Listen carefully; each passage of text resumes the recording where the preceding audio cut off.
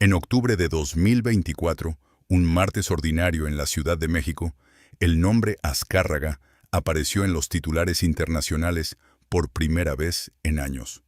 No por una telenovela, no por un récord de audiencia. El Departamento de Justicia de los Estados Unidos había abierto una investigación formal sobre Televisa. El cargo: presuntos pagos de soborno a funcionarios de la FIFA para asegurar derechos de transmisión del Mundial de Fútbol. En enero de 2026, Emilio Azcárraga. Jean dejó formalmente la presidencia ejecutiva de la empresa que su padre construyó, la empresa que durante décadas fue sinónimo de México entero.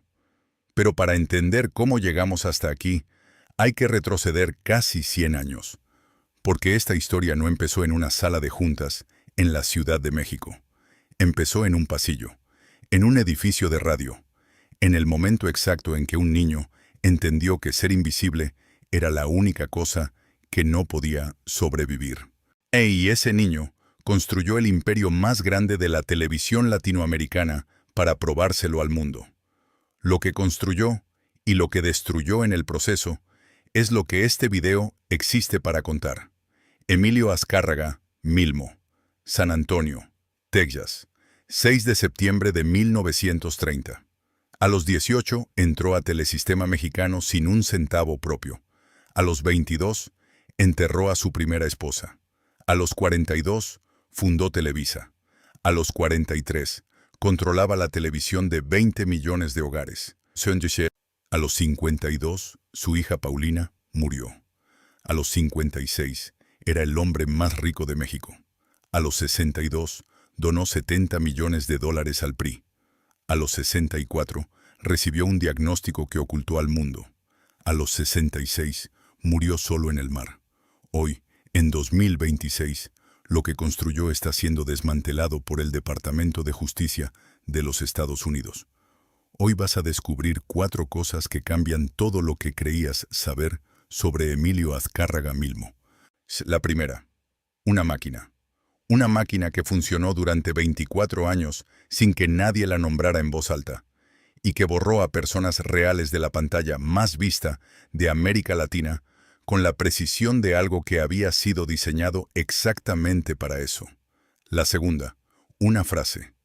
4 palabras que el tigre dijo sobre su propio hijo en 1995. De 4 palabras que son la clave de todo lo que vino después, y que ningún análisis del poder de Televisa ha conectado completamente con el desmantelamiento que está ocurriendo hoy. La tercera: un yate. Un movimiento geográfico deliberado en los últimos días de su vida que dice más sobre quién fue Emilio Azcárraga Milmo que cualquier Forbes o cualquier contrato de transmisión. Y la cuarta: lo que quedó, lo que su hijo heredó. ¿Y por qué, 30 años después de la muerte de El Tigre, el apellido Azcárraga está pagando exactamente el precio que El Tigre estableció, sin entender que lo estaba estableciendo? Te voy a avisar cuando llegue cada una. Si te vas antes del final, te pierdes la parte que la familia Azcárraga ha intentado silenciar durante casi 3 décadas. Pero antes de contarte todo eso, necesitas entender quién era Emilio Azcárraga Milmo antes de ser El Tigre. Porque esta historia no empezó en Televicentro. Empezó mucho antes. Empezó en un pasillo. Es Emilio Azcárraga. Milmo nació el 6 de septiembre de 1930 en San Antonio, Texas. Su padre era Emilio Azcárraga Vidaurreta, el hombre que había fundado la XEW en 1930, la radio que se convertiría en la más poderosa de América Latina. Su madre era Laura Milmo Hickman, de una familia de origen irlandés establecida en el norte de México.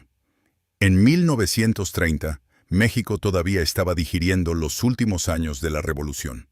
Un país que buscaba con urgencia una voz nacional y una identidad colectiva que reemplazara el caos de décadas de guerra civil.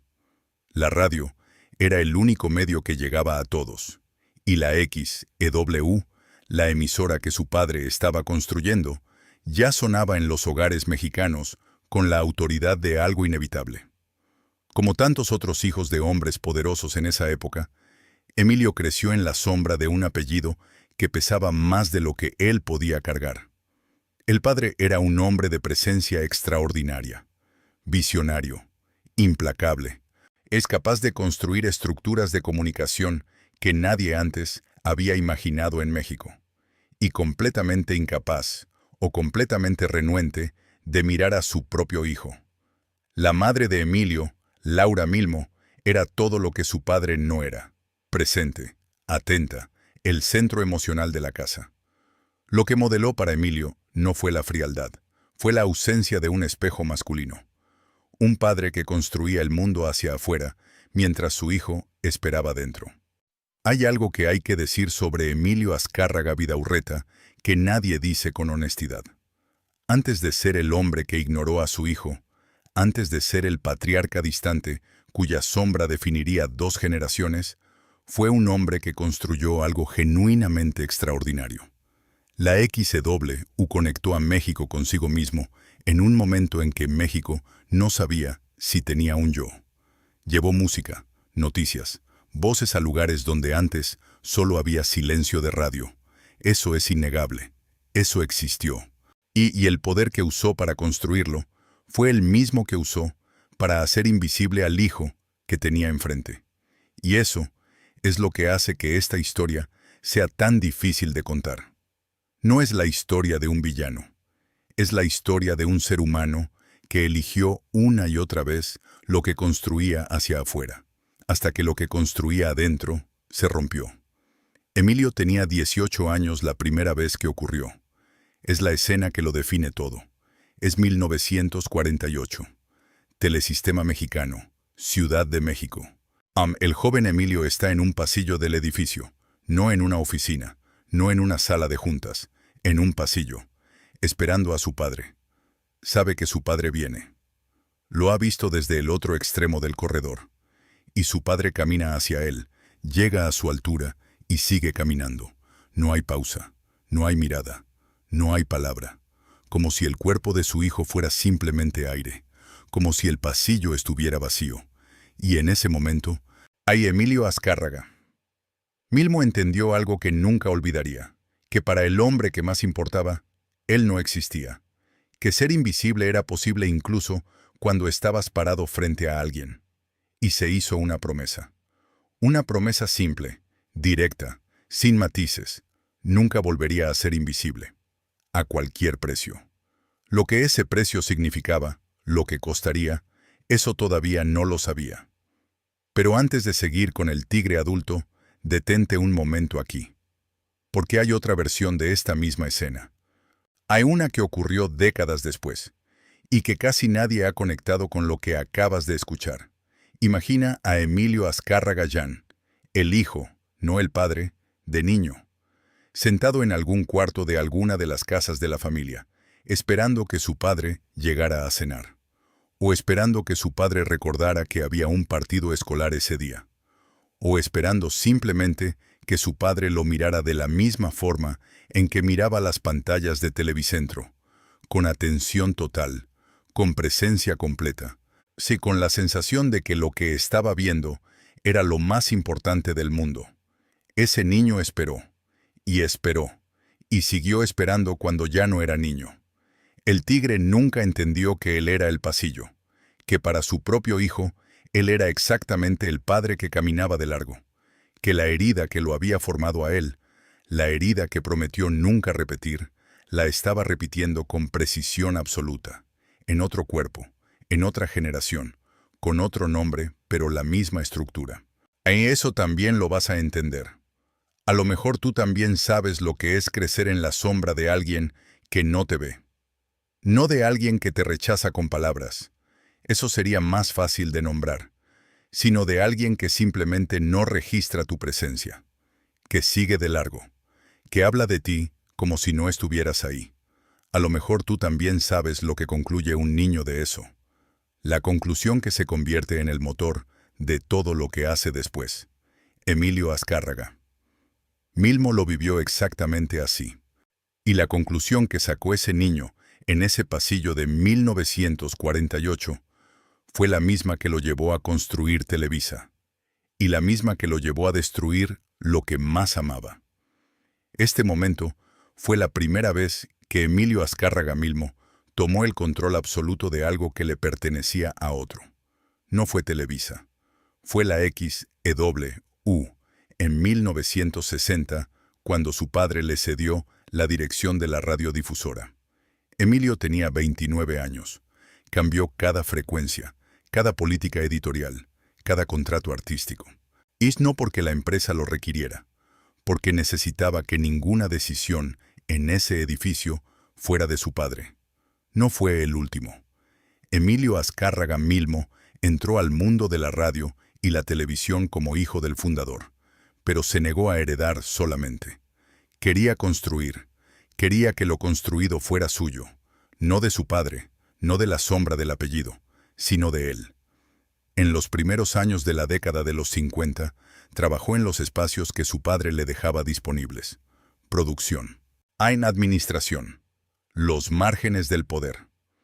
Este momento fue la segunda vez que el patrón se rebeló. Emilio aprendió que el poder real no se hereda, se toma. Y tomarlo significaba controlar la visibilidad de los demás antes de que alguien controlara la suya. No fue el último. En 1960, cuando dirigía ya la XEW, ahí ocurrió algo que los que trabajaban con él en esa época documentaron con claridad. Emilio Azcárraga Milmo canceló el contrato de un cantante que había criticado a la empresa en una entrevista de radio. No era un artista de primera línea. Nadie notó demasiado, pero los que lo vieron hacer esa llamada telefónica entendieron algo que ninguno de ellos verbalizó entonces, que el tigre había encontrado su idioma, que el idioma era el veto, y que lo habían visto practicarlo por primera vez. Ahí no fue el último. El 8 de enero de 1973, Emilio Azcárraga Milmo fundó Televisa. La fusión de 4 canales, Telesistema Mexicano y Televisión Independiente de México, bajo un solo sello, una sola dirección, una sola señal. Fue el mayor movimiento de concentración de medios en la historia de América Latina hasta ese momento. Esa noche, la noche del lanzamiento oficial de Televisa, los monitores en los cuartos de control de Televicentro mostraban por primera vez las 4 señales bajo el mismo logo. Los técnicos que estuvieron ahí esa noche lo han contado después. Hubo un momento, breve, cuando todas las pantallas parpadearon al mismo tiempo antes de estabilizarse en la nueva señal. Y el tigre, parado en el centro del cuarto de control, rodeado de técnicos y ejecutivos, se quedó en silencio mirando esas pantallas. No celebró, no habló, simplemente miró, como si estuviera verificando que era real, como si necesitara un segundo para confirmar que lo que veía no iba a desaparecer. El niño del pasillo, parado frente a 20 millones de hogares. El mismo poder que hizo posible ese momento, eso también lo vas a entender. Televisa creció con una velocidad que no tenía precedente. Para 1980, controlaba el 80% de la televisión mexicana. Para 1990, era el mayor productor de contenido en español del mundo. Las telenovelas de Televisa se veían en 42 países. Sus noticieros definían qué era noticia en México. Sus artistas eran los artistas de un continente. Y entonces aparece Alejandro Burillo Azcárraga en esta historia, el sobrino, el hijo de la hermana de El Tigre. Recuerda ese nombre, lo vas a necesitar cuando lleguemos al final. Pero detrás del poder, detrás de los números, detrás de los 42 países y los 20 millones de hogares y el hombre más rico de México, algo completamente diferente estaba ocurriendo. Algo que los ejecutivos que lo rodeaban veían y callaban. Algo que los periodistas que lo cubrían sabían pero no podían publicar. Algo que el tigre mismo nunca habría reconocido si alguien se lo hubiera dicho en voz alta. Que el hombre que controlaba quién existía en México no sabía quién era cuando nadie lo estaba mirando. Y aquí es donde la historia que todos conocen empieza a separarse de la historia real. Atención. Para. Espera. Aquí, guarda esto. Lo vas a necesitar exactamente cuando lleguemos al yate. Aquí llega la primera de las 4 cosas que cambian todo lo que creías saber sobre Emilio Azcárraga Milmo. Lo que te voy a contar ahora no viene de rumores ni de especulaciones. Viene de las propias palabras de El Tigre, declaradas en público, frente a micrófonos nacionales, y del trabajo documental del periodista Agustín Barrios Gómez, y de los biógrafos Claudia Fernández y Andrew Paxman, quienes dedicaron años a reconstruir esta historia desde adentro. Y esta es quizás la más silenciada de las 4 cosas que vas a escuchar hoy. Porque no es una acusación, es una estructura. Y las estructuras son más difíciles de negar que los actos individuales. Antes de escucharla, necesitas saber esto. Entre 1973 y 1997, Televisa era la única televisión que existía en México para efectos prácticos. No había alternativa real. Lo que Televisa no transmitía no existía para 20 millones de hogares. Buscamos los registros de contratos artísticos y las declaraciones públicas de ejecutivos de Televisa entre 1973 y 1997. Los encontramos documentados en las investigaciones de Agustín Barrios Gómez. Hay en el trabajo biográfico de Claudia Fernández y Andrew Paxman y en los archivos de la revista Proceso. Lo que confirman es una lista de nombres, artistas con carrera establecida, audiencias leales, contratos firmados, que desaparecieron de la pantalla sin explicación pública, en algunos casos de un día para otro. Lo que dice es esto: Verónica Castro, una de las actrices más queridas de México, protagonista de telenovelas que habían definido el entretenimiento de una generación, vetada, o no gradualmente, no con un comunicado, con una llamada telefónica, sin explicación pública, sin recurso legal que pudiera cambiar algo. Carlos Villagrán, Kiko, el personaje que millones de niños habían amado en El Chavo del Ocho, vetado. Chabela Vargas, la voz más auténtica de México, borrada de la programación. Y estos son solo los nombres que se saben, los nombres que llegaron a los archivos porque sus carreras eran lo suficientemente grandes para que el silencio fuera notorio. Pero hay otro número que nadie ha calculado en voz alta. 24 años. 3 vetos documentados por año como promedio conservador. Eso es 72 artistas mínimo, probablemente más del doble, borrados de la única pantalla que existía en México. Una industria entera controlada por una sola lista negra que nunca fue publicada, nunca fue impugnada y nunca tuvo que serlo, porque el que la escribía también controlaba el único lugar donde podías apelarla. 72 personas, mínimo. A cada una con una carrera, con una audiencia, con una vida construida sobre la pantalla que el Tigre decidió, con una llamada telefónica que ya no era de ellas. Piensa en eso un momento, no como una lista de víctimas, como una arquitectura, como un sistema diseñado con precisión para responder a una sola pregunta. ¿Quién controla la existencia pública de una persona? El periodista Agustín Barrios Gómez, y a quien cubrió la industria del entretenimiento mexicano durante décadas y que estuvo presente en múltiples momentos de esa era, documentó el mecanismo con detalle. No era un capricho, era un procedimiento. El veto funcionaba así. El Tigre tomaba la decisión, a veces por una razón documentada, a veces por razones que nadie podía verificar, y la decisión era total.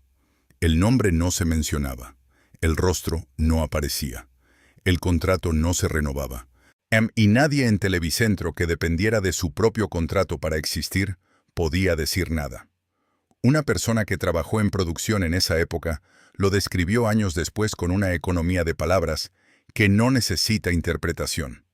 El veto de El Tigre no era una sanción, era una desaparición. Los biógrafos Fernández y Paxman documentaron que el número de artistas afectados por estos vetos a lo largo del reinado de El Tigre se cuenta en decenas. Algunos regresaron años después. Muchos no regresaron nunca. Y hay una voz que lo confirma desde adentro. Verónica Castro, la misma actriz que millones de mexicanos recordaban desde sus infancias, la que llevaba décadas siendo el rostro de Televisa, lo dijo en una entrevista años después con una claridad que no dejaba espacio para la interpretación. Un día estás, y al siguiente, simplemente ya no estás. Sin llamada, sin explicación, sin nadie en Televicentro que pudiera o quisiera decirte por qué. No era Verónica Castro. No era Carlos Villagrán. No era ninguno de ellos específicamente. Era el patrón. Y el patrón ya se había repetido 72 veces, mínimo, antes de que alguien lo nombrara como lo que era. A lo mejor tú también has hecho esto alguna vez. No a la escala de Emilio Azcárraga Milmo, no con una red de televisión, pero quizás sí con algo más pequeño. El trato de silencio, la decisión de ignorar, la elección de actuar como si alguien simplemente no existiera. Quizás tú también sabes lo que es usar la visibilidad, tu atención, tu reconocimiento, tu presencia, como moneda de castigo. La mayoría de las personas lo ha hecho al menos una vez. El tigre lo hizo durante 24 años, y lo hizo con la precisión de alguien que sabía exactamente lo que hacía, porque a él se lo habían hecho primero. Recuerda eso. Lo vas a necesitar cuando lleguemos al final. Pero eso no era todo. Lo que vino después fue aún más devastador que lo que acabas de escuchar. Porque el tigre no sabía todavía que la misma máquina que usaba para borrar a los demás ya había empezado a borrarlo a él. Los meses que siguieron a cada veto fueron de una normalidad extraña. El tigre seguía llegando a las 7 de la mañana a Televicentro. Seguía presidiendo las juntas. Seguía firmando contratos, como si nada hubiera pasado. Porque para él, nada había pasado. Él era el sistema, y el sistema no se interrumpe. El problema con Emilio Azcárraga Milmo era simplemente el poder. Un hombre con ese nivel de control inevitablemente se convierte en tirano. La concentración de medios en una sola mano, sin contrapeso regulatorio, sin competencia real, sin prensa libre que lo cuestionara, produce exactamente eso. Un hombre que confunde su voluntad con la realidad. Eso es todo. O eso es lo que todos los que lo estudiaron desde afuera pensaban. Pero eso solo explica la mitad. Porque el tigre no fue tirano con todos por igual. Fue específicamente tirano con las personas más cercanas a él, con los que más amaba, con los que más necesitaba controlar, porque eran los únicos que podían recordarle quién era antes de que el poder llegara. Y eso no es la psicología del tirano, es la psicología del herido. ¿Cuántos hombres construyeron imperios para probarse algo a un padre muerto? ¿Cuántos destruyeron a sus hijos en el proceso, sin entender que estaban repitiendo, con exacta precisión, el único idioma que su propio padre les enseñó? No tienes que responder ahora, pero guarda la pregunta. En 1986, durante la campaña presidencial de Miguel de la Madrid, Emilio Azcárraga Milmo convocó a una conferencia de prensa y dijo, frente a micrófonos y cámaras, algo que ningún empresario de su nivel había dicho nunca en voz alta. Somos soldados del PRI y del presidente de la República. Eso somos y no tenemos por qué ocultarlo. Cuando hay necesidad de comunicar algo, pues lo hacemos con mucho gusto. Sus propias palabras, no las mías. ¿Recuerdas la segunda de las 4 cosas que te prometí al principio? Estamos a punto de llegar a ella. Piénsalo un momento. El hombre que controlaba lo que México veía, el hombre cuyas pantallas llegaban a 20 millones de hogares, acababa de declarar en público que su función no era informar. Era servir, era obedecer, era garantizar que el poder político nunca fuera cuestionado desde las pantallas que él controlaba. ¿Recuerdas la XEW? ¿Recuerdas ese eslogan que generaciones enteras escucharon desde niños? La voz de la América Latina desde México.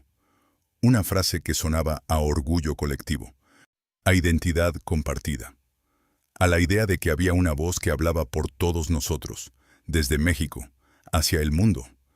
Esa voz pertenecía a un hombre que acababa de declararse soldado de un partido político, no la voz de América Latina, la voz del PRI. Y nadie que dependiera de esa voz para existir podía decir nada. En 1993, Carlos Salinas de Gortari organizó una cena de recaudación para el PRI en la que los empresarios más ricos de México fueron invitados a hacer donaciones. El monto sugerido era de $25 millones por cabeza. La mayoría negoció hacia abajo. Emilio Azcárraga, Milmo, se levantó y ofreció $70 millones. El documento de esa cena, reportado por la revista Proceso y confirmado posteriormente por múltiples fuentes, existe en los registros periodísticos. $70 millones en 1993. Para ponerlo en contexto, ese año, el salario mínimo en México era de menos de $4 diarios. Lo que el Tigre donó en esa cena equivalía a lo que un trabajador mexicano promedio habría ganado trabajando todos los días durante 47,000 años. Un solo cheque, una sola noche, para garantizar que la pantalla que entraba en cada uno de esos hogares siguiera siendo la pantalla que él controlaba. Ese sistema, la lealtad comprada, el silencio institucional, el poder de borrar lo que no convenía, no era solo una estrategia de negocios. Era la extensión natural de lo que el Tigre había aprendido en esos pasillos de Telesistema Mexicano. Que el reconocimiento no se gana, se compra o se impone. El mismo año que el Tigre donó $70 millones al PRI, su hijo Emilio Gin se graduó de la universidad con honores académicos. El Tigre no asistió a la ceremonia. Emilio Azcárraga Vidaurreta construyó la voz de la América Latina y usó esa voz para ignorar a su hijo. Emilio Azcárraga Milmo construyó la televisión de México y usó ese poder para ignorar al suyo. Dos hombres, dos generaciones, la misma estructura, el mismo silencio pasado hacia adelante como si fuera herencia. No fue un incidente aislado, fue el sistema operando, y el sistema tenía un nombre que se repetía en cada generación: Emilio. A lo mejor tú también has conocido a alguien así, alguien que en público era brillante, generoso, magnético, el tipo de persona que llena cualquier cuarto con su presencia, alguien que en privado no podía dar lo que más importaba, el reconocimiento de que el otro existía, que el otro era suficiente, que el otro no tenía que ganarse cada mirada, cada gesto, cada señal de que importaba. El Tigre lo conoció también. Lo vio en el espejo cada mañana, y no lo reconoció, o no quiso reconocerlo. Pero hay una cosa que el sistema no puede explicar. Una cosa que ningún análisis político alcanza a cubrir. Lo que el Tigre le hizo a las personas a las que amaba. Empezando por la persona a quien debía amar más. Atención. Para. Espera. Aquí. Aquí llega la segunda de las 4 cosas que cambian todo lo que creías saber sobre esta historia. Lo que te voy a contar ahora no viene de rumores. Viene de las propias palabras que Emilio Azcárraga Milmo dijo en público. Palabras que están en el registro histórico. Y del periodista Agustín Barrios Gómez, quien estuvo presente en múltiples momentos de esa era y los documentó. Y esta es quizás la más pesada de las 4. No porque involucre a más personas, sino porque involucra a una sola, a la que más debería haber importado. Antes de escucharla, necesitas saber esto. Emilio Azcárraga. Jan no fue un heredero pasivo. Trabajó. Llegó temprano. Se presentó año tras año a las reuniones donde su padre lo desestimaba. No se fue. No fundó una empresa rival. Siguió. Pero lo que nadie sabía, lo que ninguna cobertura de Televisa en esos años mencionó, lo que ningún ejecutivo del 7º piso de Televicentro dijo fuera de esos cuartos, era lo que estaba ocurriendo en cada una de esas reuniones, cuando el hijo levantaba la mano para hablar y el padre seguía mirando sus papeles. Ni para entender lo que pasó entre Emilio Azcárraga Milmo y su hijo, hay que entender algo que rara vez se dice sobre los hombres que hacen lo que él hizo, que no lo hicieron por crueldad. Lo hicieron porque era el único idioma que conocían, el único que les enseñaron, el único que habían visto funcionar, aunque funcionara mal, aunque costara todo, aunque dejara exactamente el tipo de vacío que los había formado a ellos. El daño que no se nombra no desaparece, se transmite. Aquí hay 5 cosas sobre la relación entre el tigre y su hijo. Las primeras 2 las vas a encontrar en cualquier artículo sobre la familia Azcárraga. La tercera te va a resultar incómoda. La cuarta te va a pesar. Y la quinta es la que explica todo lo que viene después. Primera, Emilio Azcárraga. Jan entró a trabajar en Televisa siendo joven.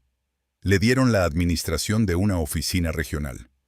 A los 25 años, el heredero del imperio más grande de la televisión latinoamericana era gerente regional. Segunda, mientras Emilio Jan administraba esa oficina regional, su primo Alejandro Burillo, hijo de la hermana del Tigre, asistía a las reuniones de estrategia en el piso ejecutivo de Televicentro. Burillo no era el hijo, era el sobrino, pero el Tigre lo trataba como si lo fuera. Tercera. Los ejecutivos que trabajaron en Televisa durante esos años han documentado en múltiples entrevistas que el Tigre contradecía a su hijo en público.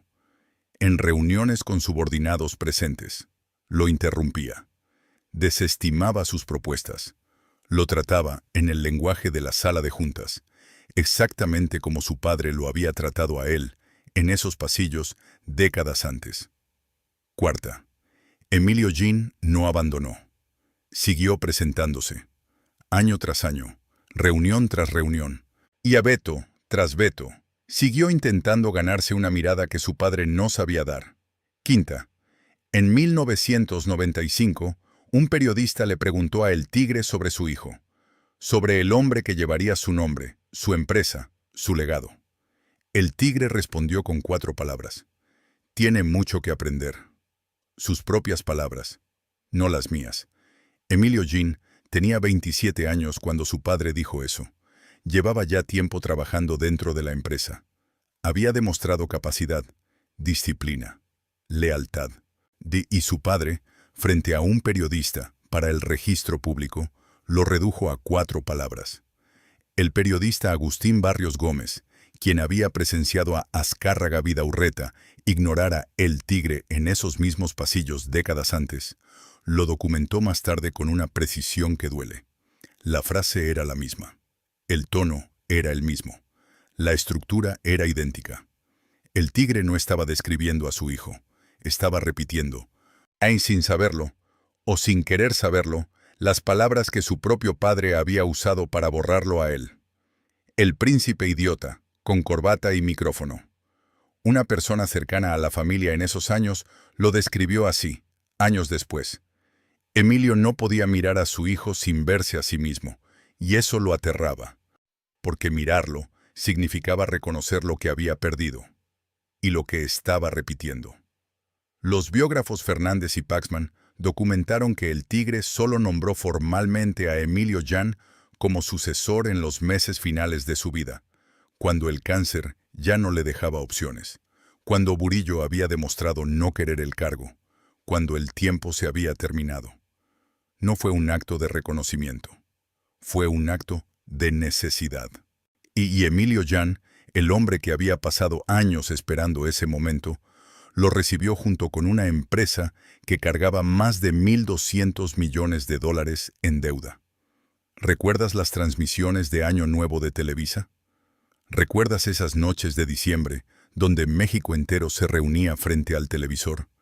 Familias completas, la cena, el conteo regresivo, Raúl Velasco, los artistas, el momento en que el año viejo se iba y el nuevo llegaba. Esa sensación de que todo el país estaba junto, conectado, compartiendo el mismo instante desde millones de casas distintas. El hombre cuya red sostenía esa conexión pasaba esas noches en reuniones, en negocios, en yates. Su hijo las pasaba esperando una llamada que a veces llegaba y a veces no. El que unía a México no podía unir a su propia familia. Pero hay algo que pasó antes de todo eso. Algo que El Tigre vivió en silencio, absolutamente solo, que lo cambió de una manera que nunca pudo admitir. Para entender por qué el tigre murió solo en el mar, primero hay que entender cómo murió su hija. En los primeros años de la década de los 80, murió Paulina Azcárraga. Tenía poco más de 20 años. Era hija del tigre y de su segunda esposa, Pamela.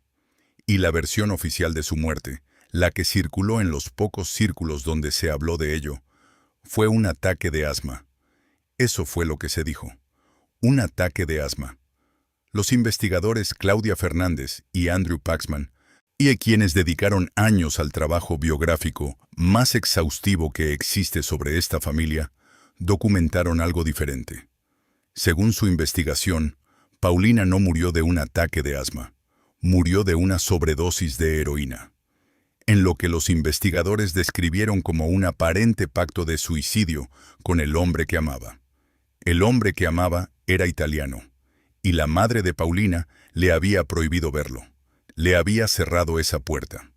Le había dicho, y con la autoridad de una madre que creía estar protegiendo a su hija, que esa relación no podía continuar. Paulina y el italiano tomaron heroína juntos esa noche. Él sobrevivió, ella no. Y fue él quien pudo contar lo que pasó. Detente un momento en eso. El tigre había perdido a su primera esposa, Gina, 8 meses después de casarse. Una muerte que llegó sin aviso, sin lógica, sin nada que él pudiera haber hecho. El amor más temprano de su vida, borrado por un tumor cerebral antes de que pudiera entender qué significaba tenerlo. Y ahora, décadas después, su hija, muerta por un amor prohibido, por una puerta cerrada, por alguien que creyó tener el derecho de decidir quién podía querer a quién. El tigre había construido toda su vida sobre el poder de decidir quién existía y quién no. Ese poder, esa necesidad de control absoluto sobre la visibilidad de los demás, venía de un lugar muy específico, de la herida de no haber sido visto. Y ahora ese mismo patrón, el amor prohibido, la puerta cerrada, la decisión de otra persona sobre lo que el corazón de alguien más podía querer, había matado a su hija. No fue él quien cerró esa puerta. Fue Pamela. Pero el patrón era suyo. Era el idioma de su familia. Y Paulina lo pagó. Hubo un amanecer en Televicentro, días después, quizás una semana, en que los pasillos olían igual que siempre. A café recién hecho, a papel de impresora, a la electricidad silenciosa de un edificio que nunca duerme. Las pantallas en los monitores mostraban lo mismo que siempre. Cortes de telenovela, señales de prueba, el logo de Televisa rotando en bucle. Y el tigre llegó, a su hora, con su maletín, con su paso, como si nada hubiera pasado. Una persona que estuvo cerca de él en esa época lo describió años después con una economía de palabras que pesa más que cualquier análisis. Lo cargó solo. Y como cargaba todo. No hubo cancelaciones en su agenda. No hubo comunicados. No hubo duelo público. Los que lo conocían bien entendieron algo que ninguno de ellos pudo decir en voz alta. Que el tigre no sabía llorar en otro idioma que no fuera el trabajo. Que el silencio no era fortaleza. Era lo único que tenía. Y fue entonces, en ese silencio, en esa normalidad que cubría algo que no tenía nombre, que el cuerpo de Emilio Azcárraga Milmo empezó a guardar lo que su mente no podía procesar. Hey, si estás llegando a este canal por primera vez, este es el momento. Lo que viene después de esto es lo que la familia Azcárraga no quiso que nadie contara. El botón de suscripción está ahí. Dale clic antes de que continuemos. Lo que no se llora no desaparece. Encuentra otra salida. Y esa otra salida viene después. Viene en el mar. Atención.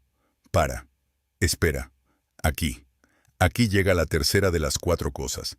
La que te prometí al principio. El yate. Y lo que te voy a contar ahora no viene de especulaciones. Viene de un registro geográfico que existe en documentos públicos. Y del trabajo de los biógrafos Claudia Fernández y Andrew Paxman, quienes dedicaron años a documentar los últimos meses de esta vida. Los documentos náuticos y los reportes de prensa del momento lo confirman.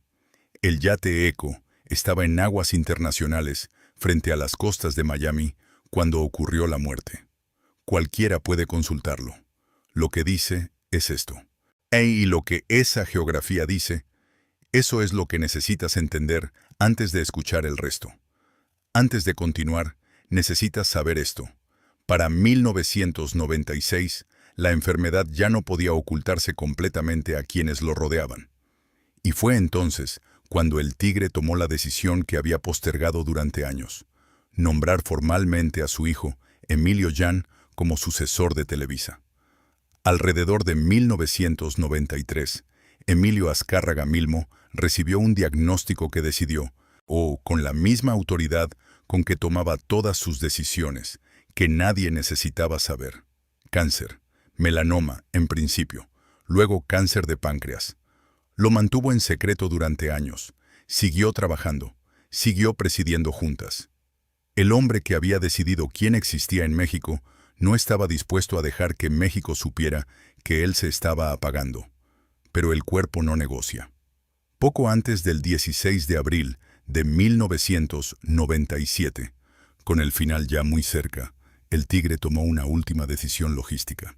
Abordó su yate, el Eco, y navegó hacia aguas internacionales frente a las costas de Miami. El documento geográfico de ese movimiento existe. El yate estaba en aguas internacionales cuando el Tigre murió. Lo que ese documento no dice, lo que nadie ha confirmado oficialmente, pero lo que todos en el entorno médico y periodístico que cubrió su muerte notaron y ninguno dijo en voz alta, es por qué. ¿Por qué un hombre moribundo elige morir en aguas donde ninguna jurisdicción legal tiene autoridad automática? Donde no hay un médico forense del Estado obligado a aparecer. Donde las circunstancias exactas de una muerte pueden quedar envueltas en el mismo silencio que él había dominado durante 24 años. Los biógrafos Fernández y Paxman documentaron que la enfermedad había avanzado al punto en que el sufrimiento era severo e irreversible. Eso también existe en el registro. Lo que pasó en ese yate en sus últimas horas, eso no lo sabe nadie que lo haya dicho públicamente. Todos miramos a un hombre así y pensamos lo mismo, que nosotros nunca haríamos eso, que nunca construiríamos tanto y llegaríamos al final tan solos. Pero el Tigre no llegó solo al final por accidente. Llegó solo porque eligió, año tras año, decisión tras decisión, el control sobre la conexión, porque eligió la empresa sobre la ceremonia de graduación, el veto sobre el perdón, el silencio sobre la conversación que aún estaba pendiente. No fue una decisión, fue la acumulación de 1.000.000 de silencios pequeños, cada uno justificado, cada uno razonable, cada uno exactamente igual al silencio que su propio padre le dio a él. Tú sí sabes esto ahora, él no lo supo a tiempo. Esa es la única diferencia entre su historia y la tuya. ¿Recuerdas a Verónica Castro en El Derecho de Nacer? Esa telenovela de 1981, donde México entero se detuvo para ver si el amor podía sobrevivir lo que la familia le hacía. La mujer cuya cara era sinónimo de ternura en la pantalla de Televisa, la actriz que el Tigre había construido y luego borrado con una llamada telefónica. La noche que murió el Tigre, esa pantalla, su pantalla, la que él había creado, transmitió la noticia. Jacobo Zabludovsky, conductor de 24 horas, el noticiero más poderoso de México durante décadas, leyó el comunicado en cámara. Murió esta noche en la ciudad de Miami, Florida, víctima del cáncer. El hombre que controlaba lo que México sabía y lo que no sabía, fue anunciado en su propia pantalla, por su propio conductor, desde un yate extranjero, con una enfermedad que él mismo había ocultado durante años. Su instrumento más perfecto fue lo último que habló en su nombre, y nadie que lo amara estaba mirando la pantalla junto a él. Su hermana Laura no fue a despedirse. Y las personas que estuvieron cerca de ese momento lo han contado. Le pidieron que fuera. No fue. Adriana Abascal, Miss México, 1989, 27 años, 40 años menos que el Tigre, sostuvo su mano. Y su hijo. Lo que pasó entre el padre y el hijo en esas últimas semanas, si hubo una conversación, si hubo algo que se dijo o algo que se dejó sin decir, nadie que lo sepa lo ha confirmado públicamente. Y ese silencio también es una respuesta. Me resulta difícil llegar a este punto sin decir algo que no está en ningún documento, algo que no puedo probar, algo que simplemente siento cuando veo la forma que tomó esta vida al final.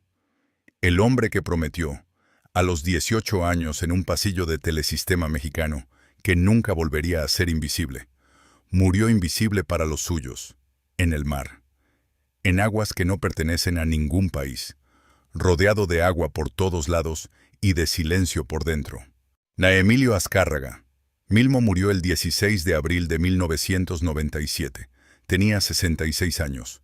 Lo que dejó atrás no era solo una empresa, era una pregunta, y esa pregunta, 30 años después, sigue sin respuesta. 1930. San Antonio, Texas. Un niño nace en territorio extranjero, hijo de un hombre que construía la radio más poderosa de América Latina, y que nunca aprendió a mirarlo. 1948. Un pasillo en Telesistema Mexicano. Su padre camina de largo sin detenerse, sin pausa, sin mirada, sin una sola palabra. En ese pasillo, Emilio Azcárraga Milmo se hace una promesa que le costará todo. 1960. Toma el control de la XEW, primera vez que borra las huellas de su padre de algo que debía ser suyo. 1973. Funda Televisa.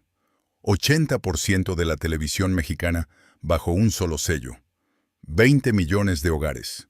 Una sola mano en el control. 1973 a 1997. 24 años. 72 artistas vetados como mínimo. Verónica Castro, Carlos Villagrán, Chabela Vargas. Una lista negra que nadie publicó nunca, porque el que la escribía también controlaba el único lugar donde podías apelarla. 1982. Su hija Paulina muere. Tiene poco más de 20 años. El mundo lo sabe como un ataque de asma. Lo que realmente pasó esa noche, él lo cargó solo, como cargaba todo. 1986. Frente a micrófonos nacionales, declara en voz alta lo que nadie en su posición había dicho nunca. Soldado del PRI y del presidente de la República. 1993. Una cena de recaudación. El monto sugerido era $25 millones por cabeza. Él se levantó y ofreció 70. Ese mismo año, su hijo se graduó de la universidad con honores. No fue a la ceremonia. 1995. Un periodista le pregunta por su hijo. Responde con 4 palabras. Tiene mucho que aprender. 1997. Aborda el yate Eco. Navega a aguas internacionales frente a Miami. El 16 de abril, muere. Su hermana no fue a despedirse. Si su hijo estuvo ahí, nadie que lo sepa lo ha confirmado. 1997. Emilio Jean recibe la empresa, con $1.200 millones en deuda adjunta. 2024. El Departamento de Justicia de los Estados Unidos. Sobornos a la FIFA. Una investigación que no puede silenciarse con una llamada a Los Pinos. 2026. Emilio Jean deja la presidencia. El apellido Azcárraga en venta. En 0 conversaciones pendientes resueltas. 0 silencios rotos. 0 miradas devueltas. En octubre de 2024, casi 30 años después de la muerte de El Tigre, el nombre Azcárraga volvió a aparecer en los titulares internacionales, pero no por una telenovela ni por un récord de audiencia. El Departamento de Justicia de los Estados Unidos había abierto una investigación sobre Televisa. Dio el cargo, presuntos pagos de soborno a funcionarios de la FIFA para asegurar los derechos de transmisión del Mundial de Fútbol. No era una investigación mexicana. No era una investigación que pudiera ser silenciada con una llamada a Los Pinos o con $70 millones en una cena de recaudación. Era Washington. Y Washington no tenía deuda con nadie en Televicentro. Emilio Azcárraga Jean tomó licencia de la presidencia ejecutiva de Televisa ese mismo mes. una licencia que, y como suelen suceder estas cosas, nunca terminó de manera formal. En enero de 2026, el Consejo de Administración formalizó lo que todos ya sabían. Azcárraga Jean ya no era el presidente, y Televisa, condenada a pagar 95 millones de dólares en el caso FIFA, ya no era lo que había sido. ¿Recuerdas ese nombre? Alejandro Burillo, que te pedí que recordaras al principio. El sobrino, el preferido, el hombre que fue tratado como el hijo que Emilio Jan nunca pudo ser. Burillo hoy está libre. No hay investigaciones sobre su nombre. No hay titulares internacionales que lo mencionen. Emilio Jan, el que esperó, el que aguantó, el que se presentó año tras año a las reuniones donde su padre lo desestimaba, está vendiendo las últimas acciones de lo que su padre construyó. El que fue elegido, libre. El que fue ignorado, pagando. A lo mejor tú también sabes lo que es llegar demasiado tarde a algo. Saber que había una conversación pendiente, una sola, de la que importaba, y que ya no hay tiempo para tenerla. Que la persona se fue, o que tú te fuiste, o que simplemente el momento pasó y ninguno de los dos lo tomó. ¿Sabes lo que es cargar con eso? Pues Emilio Azcárraga, Jan lo sabe. Lo supo el 16 de abril de 1997, si es que estuvo ahí. Y si no estuvo, si fue el silencio el que tuvo la última palabra, como el silencio siempre la tuvo en esa familia, lo supo el día que le dijeron que ya no había más tiempo. Y eso no se puede desaprender. En enero de 2026, mientras Emilio Jan vendía las últimas acciones de control que le quedaban de su padre, en los archivos de Televisa seguía activa una vieja grabación. El día que el tigre se paró frente a un micrófono y dijo, con total claridad, con total convicción, somos soldados del PRI y del presidente de la República. Nadie la había borrado. El hijo que a los 29 años había declarado públicamente que Televisa ya no sería soldado del PRI. El hijo que intentó romper el patrón, de que intentó construir algo distinto sobre los cimientos que su padre le dejó. Está siendo desmantelado hoy por el Departamento de Justicia de los Estados Unidos, por corrupción institucional, por sobornos pagados a funcionarios internacionales para asegurar derechos de transmisión, por hacer exactamente lo que su padre había hecho durante 24 años, comprar el acceso, garantizar la lealtad, creer que las reglas no aplican cuando tienes el poder suficiente para que no apliquen. Aún el hijo rechazó el nombre del método. Heredó el método de todas formas. ¿Qué hereda un hijo de un padre así? ¿El nombre? ¿El dinero? ¿La deuda? ¿La herida? En el caso de Emilio Azcárraga Jan, la respuesta parece ser todo lo anterior. El nombre que pesa como una corona y como una condena.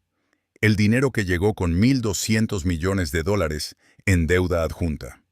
Y la herida, esa herida que el tigre nunca nombró, que nunca procesó, en que nunca interrumpió, transmitida con la precisión de un sistema que no sabe hacer otra cosa. Y ahora, con todo eso sobre la mesa, hay que decir lo que este video ha estado construyendo desde el principio. Hay que decirlo con todas las letras, porque si no lo decimos aquí, nadie lo va a decir. Hay un momento en la vida de ciertos hombres, los que construyeron demasiado, los que controlaron demasiado, de los que necesitaron demasiado probarle algo a alguien que ya no estaba, en que todo lo que construyeron se convierte en el argumento en su contra. No de golpe, no en un instante dramático, poco a poco, acto por acto, silencio por silencio, hasta que un día miras la suma de todo lo que hiciste y entiendes que la dirección siempre fue la misma, solo que no podías verla desde adentro. Emilio Azcárraga Milmo llegó a ese momento, y hay que hablar de él. Aquí hay 5 cosas. Las 4 primeras ya las sabes, las hemos construido juntos durante este video. La quinta es la que este video existe para decir.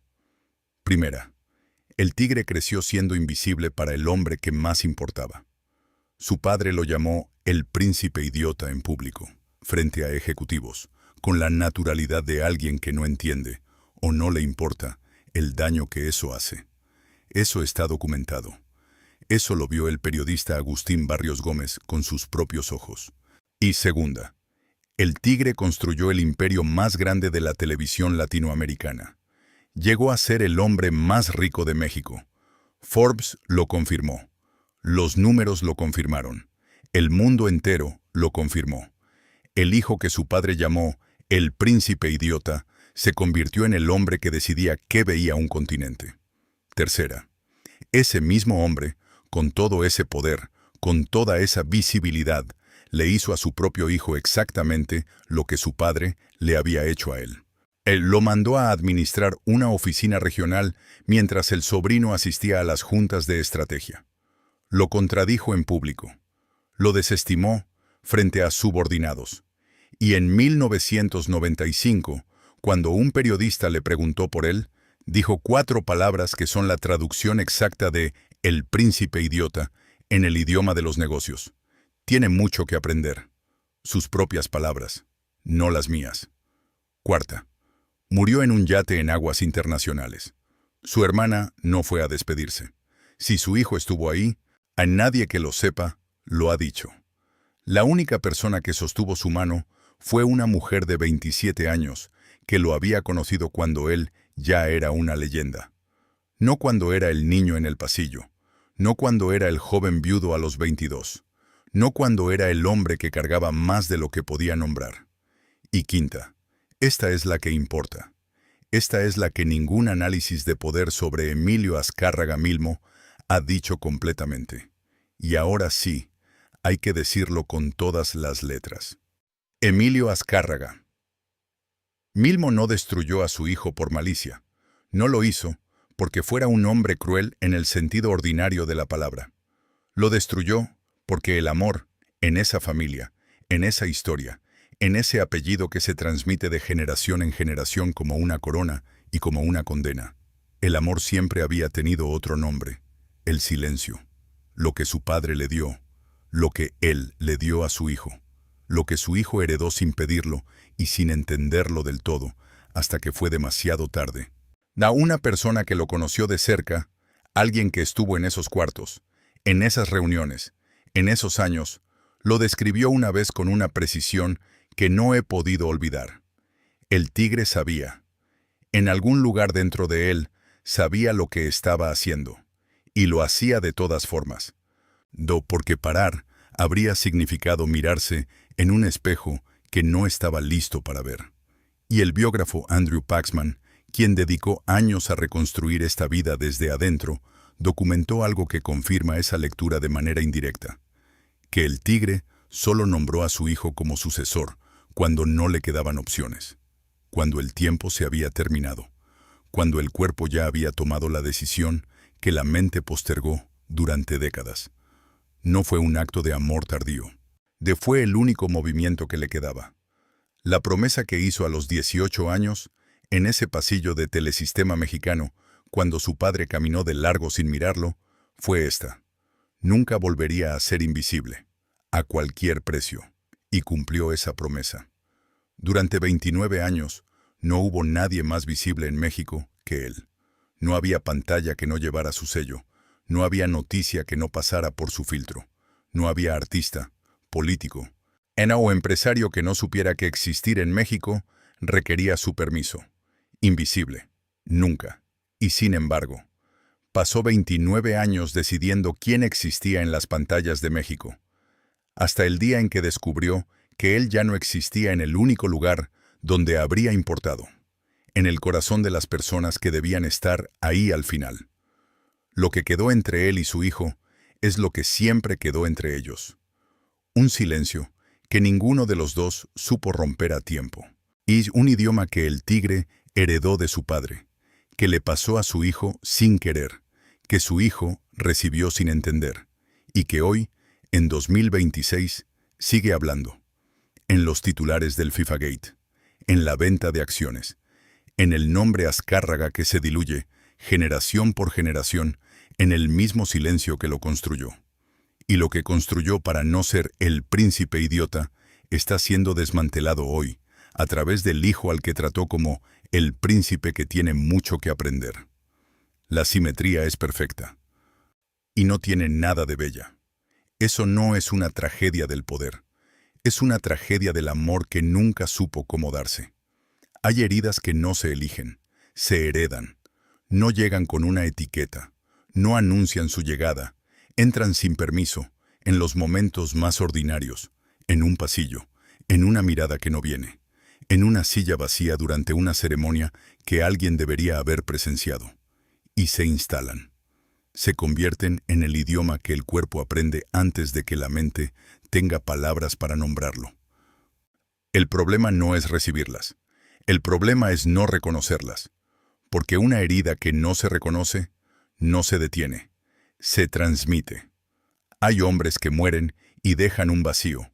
Y hay hombres que mueren y dejan una pregunta. Los primeros son los que se fueron demasiado pronto, antes de que pudiéramos entender lo que eran.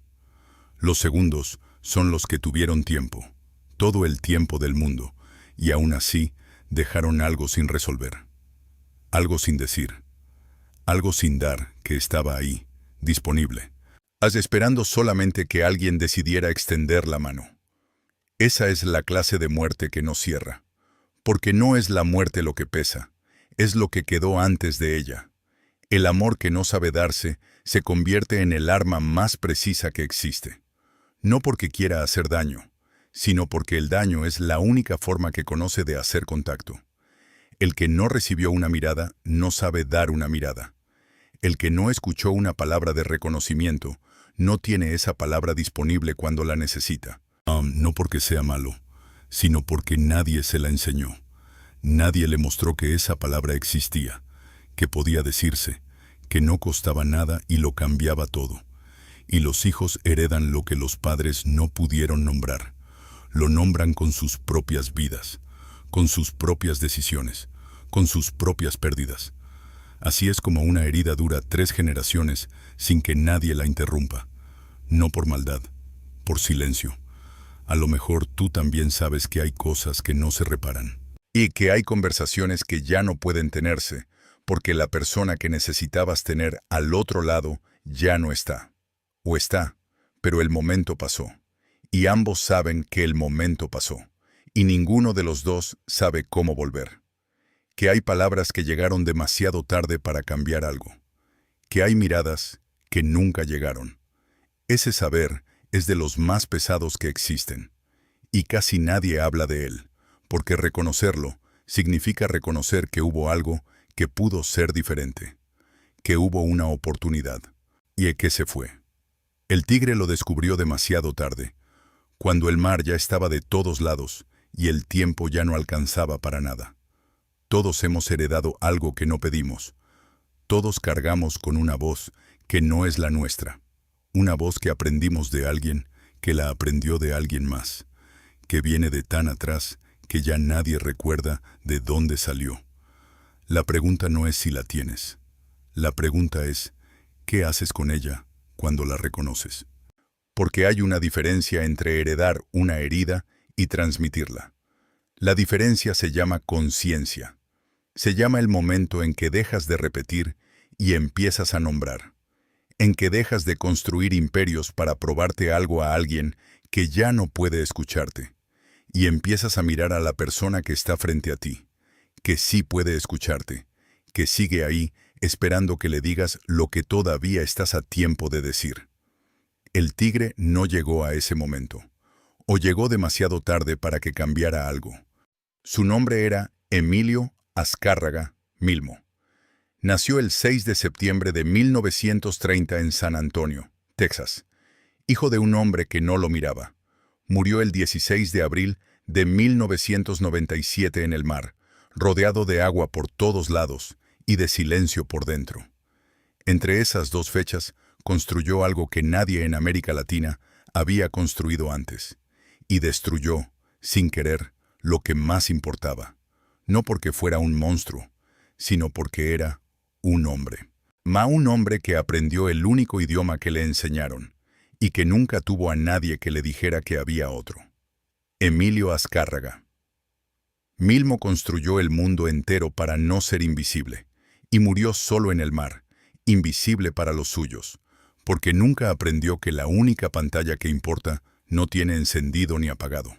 Es la mirada del hijo que te está esperando. Antes de que te vayas, déjame hacerte unas preguntas. No las tengo que responder yo. Las tienes que responder tú. ¿Cuántas veces le dijiste a alguien que todavía tenía mucho que aprender, cuando en realidad lo que no podías soportar era que te reflejara algo que no querías ver? ¿Cuántos hijos están cargando hoy el silencio de un padre que nunca supo mirarlos, sin saber que ese silencio no es suyo, que lo heredaron, que viene de más atrás de lo que alcanza la memoria? ¿Cuántos padres murieron sin decir lo que importaba, no porque no lo sintieran, sino porque el idioma que aprendieron no tenía palabras para eso? ¿Qué le heredas tú a alguien cuando te vas? ¿Tu nombre? ¿Tu dinero? ¿Tu herida? ¿Llegó Emilio Jan a tiempo? ¿Hubo una última conversación? ¿O fue el silencio, como siempre en esa familia, el que tuvo la última palabra? ¿Qué queda de un hombre cuando lo que construyó se deshace y lo que destruyó sigue vivo? Y la última, ¿el tigre no sabía lo que le estaba haciendo a su hijo? ¿O lo sabía perfectamente y lo hacía de todas formas porque parar significaba mirarse en un espejo que nunca estuvo listo para ver? No sé las respuestas, pero sospecho que el tigre, en algún momento en ese yate, las supo todas. Si llegaste hasta aquí, ya sabes que este video no era sobre el poder del tigre. Era sobre lo que ese poder no pudo hacer. Estas historias no son fáciles de contar. Tampoco son fáciles de escuchar. Pero son las que importan, las que nadie quiere tocar, ni las que las familias intentan enterrar. Las que el tiempo va cubriendo de silencio hasta que alguien decide que el silencio ya duró suficiente. Si esta historia te movió algo, aunque no sepas bien qué, ya sabes lo que hacer. El botón de suscripción existe, la campanita existe, y los comentarios existen para lo que no pudiste decirle a nadie más después de ver esto. La próxima historia que vamos a contar es sobre alguien a quien el tigre intentó destruir. Una mujer que desapareció de las pantallas de México de un día para otro, sin explicación, sin despedida, sin que nadie en Televisa dijera su nombre en años. Que sobrevivió, que construyó algo del otro lado del silencio, y cuya historia lleva 30 años esperando que alguien la cuente correctamente. Nos vemos ahí.